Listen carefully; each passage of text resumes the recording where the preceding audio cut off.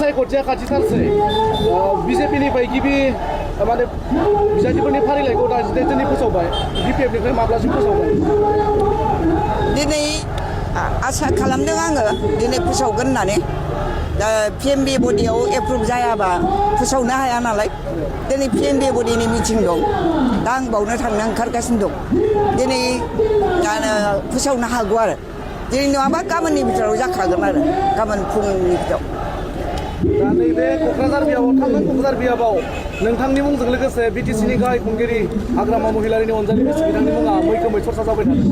दा बे बेलायाव सोर मोनगोन बुंनो हाया मा फोरमायगोन बे बेलायावहाय मेडामा बुंनो हाया माने हाइकमान्डआ जायनो होयो बेनो गेलेगोन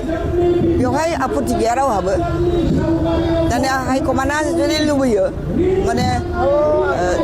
बयनिबो पिएमबि बडियावसो एप्रुभ जागोनथ' बे जोंनि जेनेबा मानगोनां हाग्रामा महिलारि बिथाङाबो एक्सक्लुसिभलि गाव दायथ' लानो हाया दिनै पिएमबि बडिनि मिटिं दं बे मिटिङाव केन्डिडेटफोरखौ एप्रुभ खालामनानै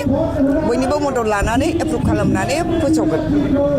जों नुनो मोनदों इउपिपिएलनि माने गोगोम दैदेनगिरिफोरा बिपिएफआव बारबोबाय थानाय बेबायदिनो बरमा बिधानसभा बियाबनि बारग' एमएलए भुपेन बर' बिथाङाबो दिनैहाय रिजाइन होबाय थारैनो बिपिएफआव हाबनायनि माबा इसाराफोर दङ नामा मा फोरमायगोन जों रायजो राजाया नुबाय लिडारफ्राबो गासिबो नुजोब्बाय पिएमबि माने बिपिएफआ दिनै माने जेरैबो फारसेनिफ्राय जै जै मै मै जानानै दं गतिके बिथांमोना दस्रा पार्टियाव थानानै माने